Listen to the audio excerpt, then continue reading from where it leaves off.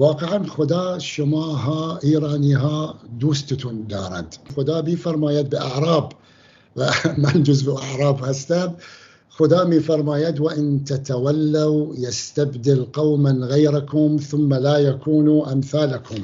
اگر شما به وظیفه شرعی خودتون عمل نمی کنید، خدا جایگزینی برای شما میارد. از پیغمبر اکرم سوال کردن یا رسول الله اونا کیان؟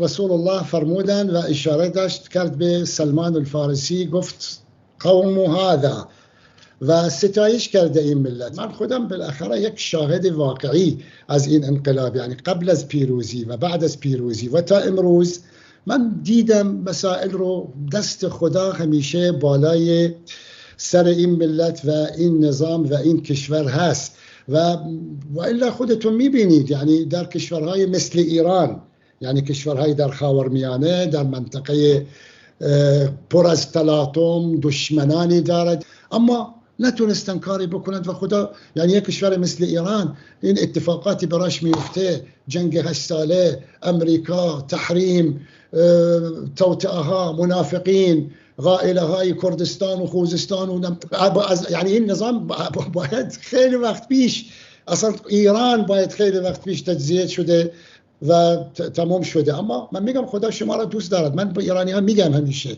ایران، ای ایرانی های عزیز، شما مورد لطف خدا قرار گرفتید.